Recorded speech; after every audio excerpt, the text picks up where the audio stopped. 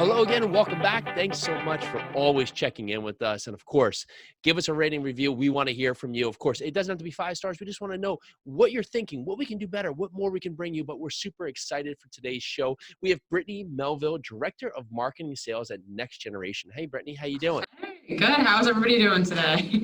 Doing great. And so Brittany applies her extensive experience in direct sales, marketing, and customer relations management at Next Generation. And in her role, she develops and oversees the implementation of our marketing strategy across all media and works with the team to support sales initiatives. Her accomplishments throughout the years include designing and executing lead generation strategies across multiple channels, developing and nurturing multi-million-dollar sales pipeline, and enhancing digital marketing outreach, creating educational content, conducting marketing competitive analysis, and training sales and personnel development, improving internal processes to the support team.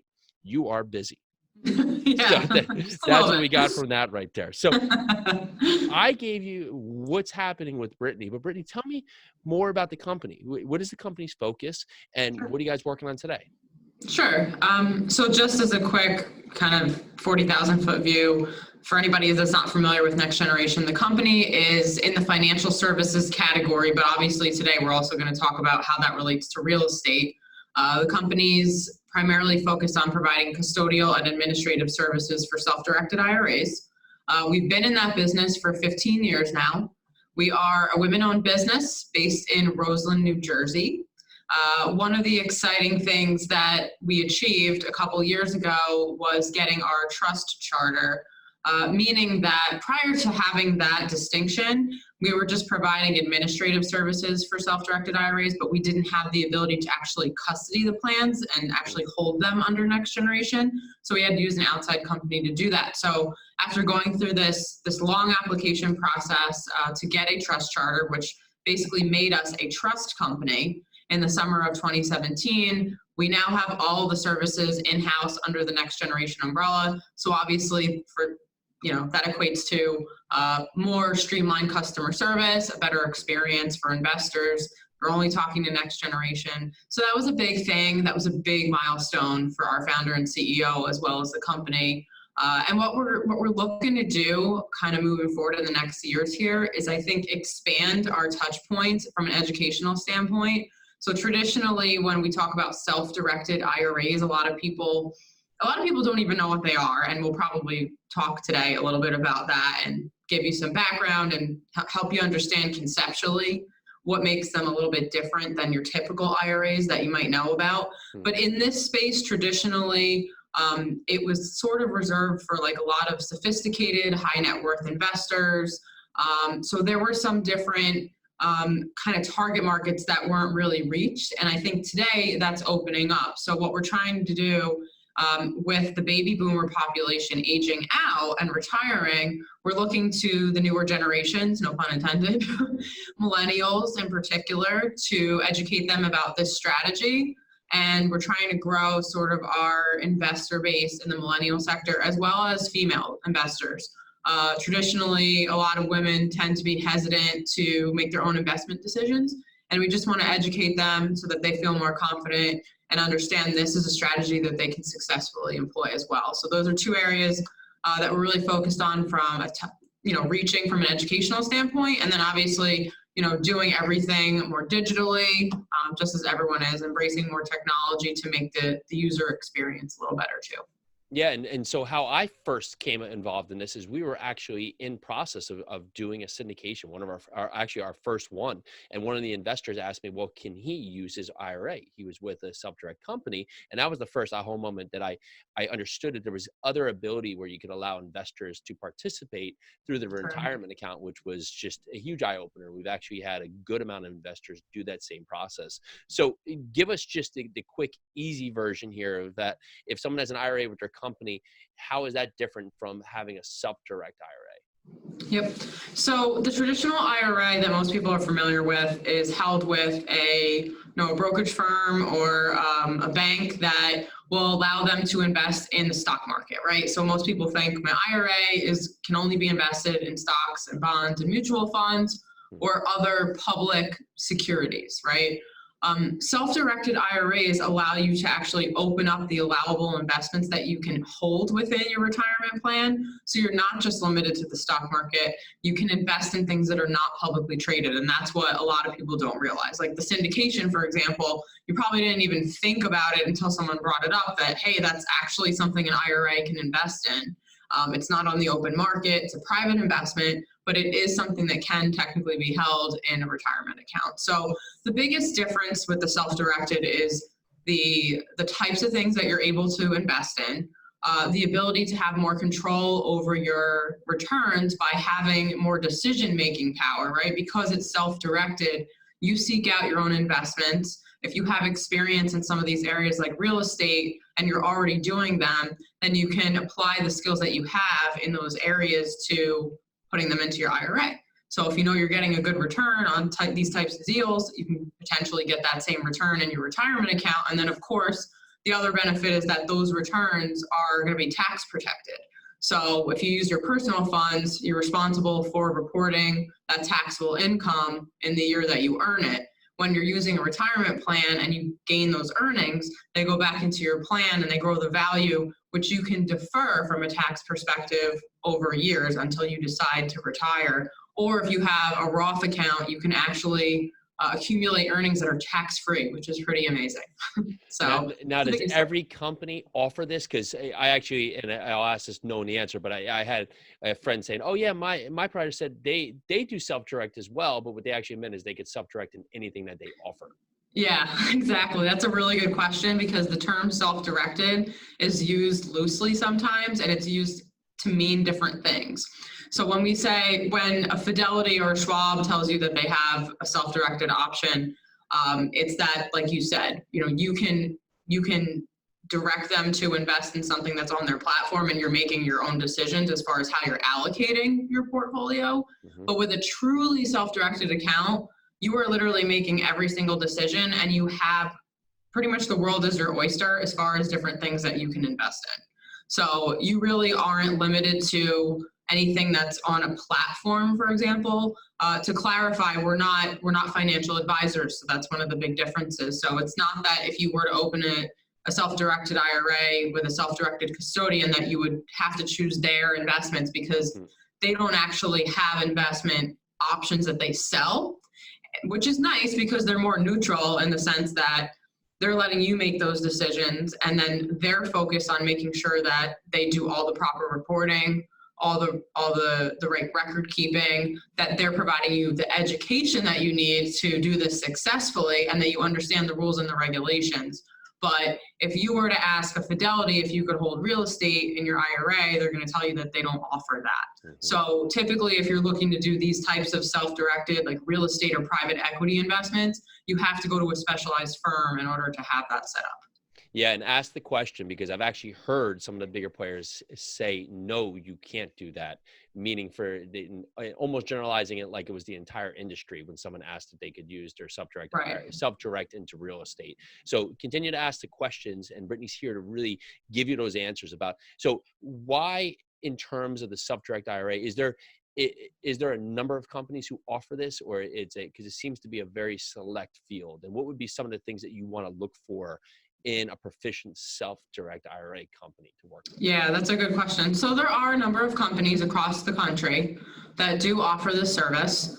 We're the only one in New Jersey that's headquartered here. And there are probably a couple other ones in the Mid-Atlantic or Northeast region, but we're probably the larger one in this geographic area.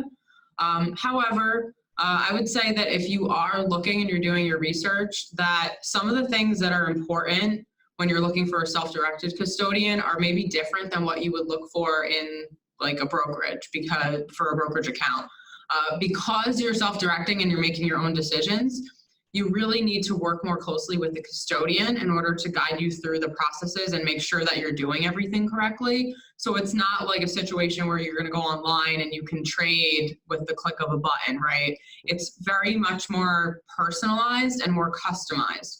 So that means that your customer service has to be more personalized and customized, which means that if you're calling the office to ask your custodian for assistance, you want to make sure that one, you're able to get in touch with someone quickly, that you're not, on hold for 30 minutes or getting put in a voicemail queue.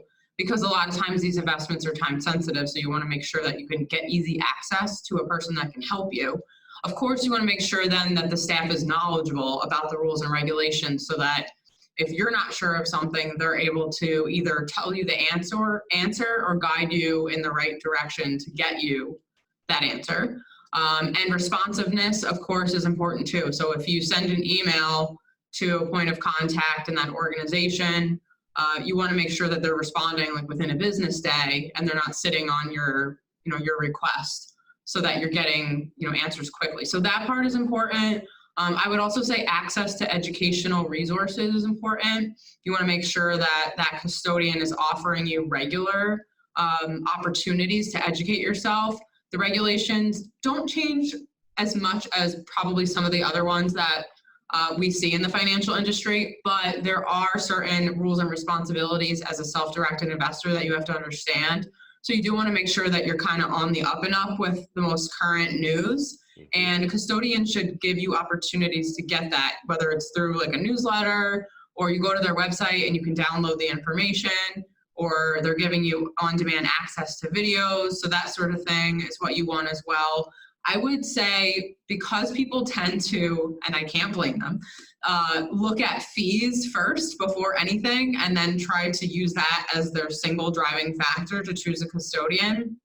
I would say that fees are important. Of course, you don't want to be paying exorbitant fees for service, but you also want to weigh that against the quality of the customer service that you're going to get, because that's so important, and sometimes it can make or break an investment that you're working on. You just want to make sure that you're considering more than just that. It is important and it should be a factor, but it shouldn't be 100% of the weight when you're making that decision.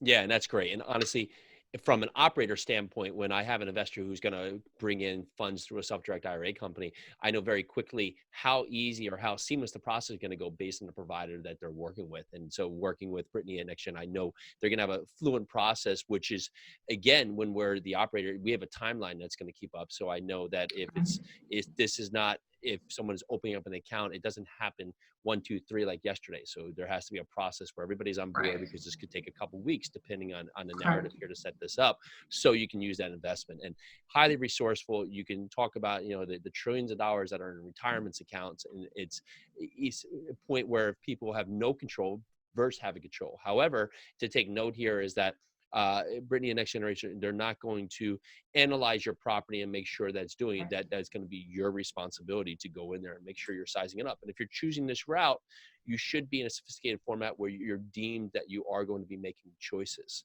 However, Brittany, give us the open opportunities that a self-direct IRA opens you up to for what you can invest in and what you can't invest in. Sure. So at a very basic level, the IRS oversees all of this. So the governing bodies are the IRS and the Department of Labor that set the rules and the guidelines as far as what you can and can't do. So if a custodian is telling you that there's an investment you can't do, it's not because they're deciding that you can, it's because the IRS and those rules say that you can. And that's in, the IRS publications that are out there that dive into all this very specifically. However, the IRS, when it comes to the types of assets or types of investments that you can hold in a self-directed IRA, they really only tell you what you can't hold or what you can't invest in. So it's sort of like if you work backwards, you can sort of figure out logically whether what you're looking to do is viable. So the two things at a high level that they do not allow you to invest in with an IRA are life insurance and then collectibles, which would be like any antiques. So if you had like an old baseball card collection or old stamps, like anything that you might hold on to that would accumulate value over time like that, they wouldn't allow that. But outside of that, if you think of anything that isn't publicly traded, I'll give you some examples, and then people get really creative too. So you can that's what's nice about it, because you can sort of like open up the boundaries that you probably had set in your mind in terms of what you thought you could do. And then, of course, there are additional rules and regulations as far as who you can invest with and who you can't, and different sorts of relationships with your IRA. Sure. But for example, real estate, which is a topic of interest, of course, for today's session, is probably the most popular asset class when we look at self-directed IRAs. So, real estate's it's something that people understand, they're familiar with, everybody has it. So the ability to purchase real estate and either, fix and flip a property, or buy raw land and then have it developed, or buy and hold a property and then get that cash flow from rental income into your IRA. Those are really common things that we see. Private equity is probably the next largest category from the standpoint of investing in private companies. So whether you decide you want to form a new LLC and then you want to invest in it with some partners, form a joint venture, or of a tech startup that you feel very strongly about, or maybe your buddy owns it and you want to invest in that. You could do that as well. So if it's a private company, it doesn't have to be real estate, it could be anything. So we've seen a lot of interest in the kind of social and impact investing side as well, where people are starting to get into wanting to support energy conservation, social causes that are important to them. So that's a big one. And then the other biggest one I would say is lending from the standpoint of an IRA. A lot of people don't realize that they can use their IRA sort of like a private lender. Mm-hmm. So if you want to be more passive in nature with your investment, maybe you don't want to purchase a property and manage all that through the IRA, but you just want to do something a little bit simpler. You can use your IRA to lend funds to another borrower, as long as the IRS does not consider them a person that's restricted from investing with you. That's something we can talk about today if there's time for it, but there's also a lot more education we can provide on that. I would love that we share some educational links at the end, because the two things to note here is on a high level, who they can't invest with, and then also talking passive versus active in terms of their investments. If we could just cover those two topics, I think that'd be very, at least on a high level, be very beneficial to the listeners, because this is a great thing to use, but there's certain things that are red flags you can't do right away. Correct.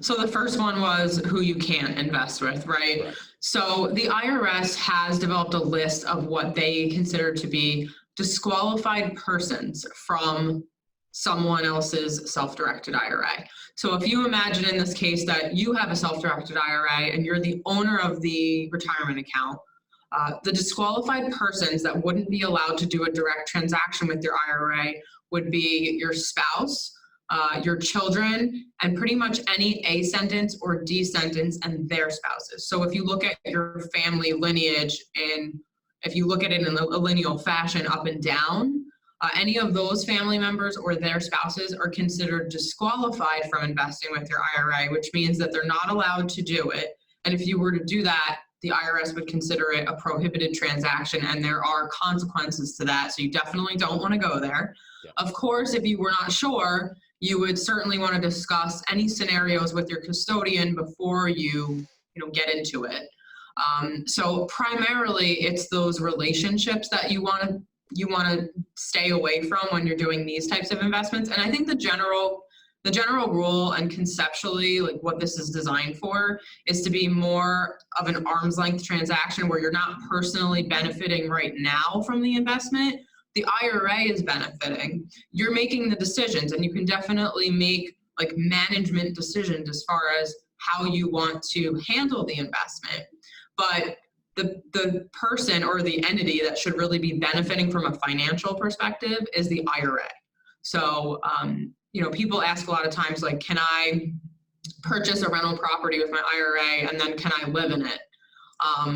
That's an example of something that would be prohibited by the IRS. You can't personally live in it because you yourself are considered disqualified from your own IRA, as well as those family members that I mentioned. So you really have to just look at high level. You have to look at who's involved in the transaction, what's their relationship to you, and if anyone's benefiting from the transaction, what's their relationship, and are they considered to be any of those disqualified persons? Understood. And in terms of the active versus passive side, if you were to take on a project from someone, put together a syndication of bringing in investors versus to buying a house to flip for yourself. Right. Either of them are options.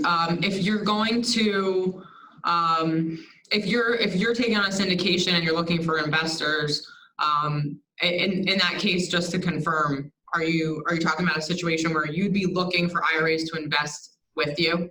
Or So if you'd you be were buying soliciting the them? apartment building yourself and had a self-directed IRA, could you invest in your own apartment building, or could you invest in Gotcha. your own, which would be a longer term hold Oh, yeah. versus doing a short-term project like a flip? What is there any parameters or parameters that you can't go in terms? We'll just keep it real estate. Yep. Gotcha. Yeah.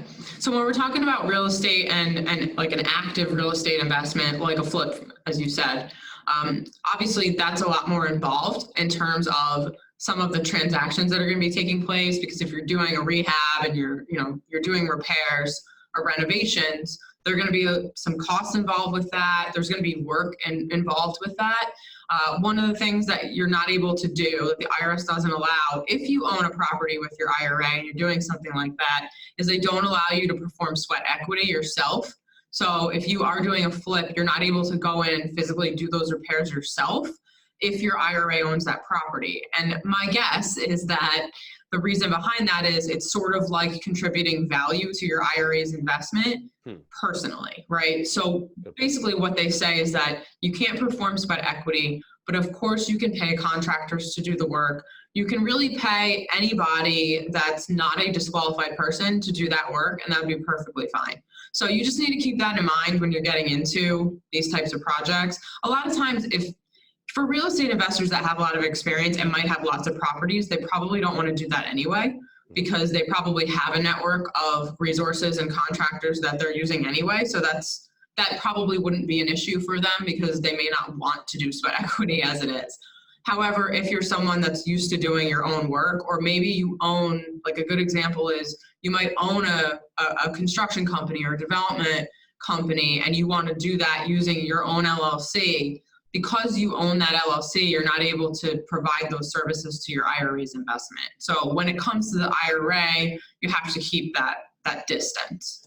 And those are fabulous points. So remember here, there's a few things that are going to be restrictions here, right? So you have to take those into account, especially have a good provider, a good custodian, like it's for Next Generation, it's going to be able to give you great guidance, because the penalties can be harsh. I think they can, I'm probably saying the terms wrong, but void out your retirement account and give you fees, the IRS, if you're really taking that step over the line. So you have to be very careful, speak to the right people. And so Brittany, this has been great. Thank you so much.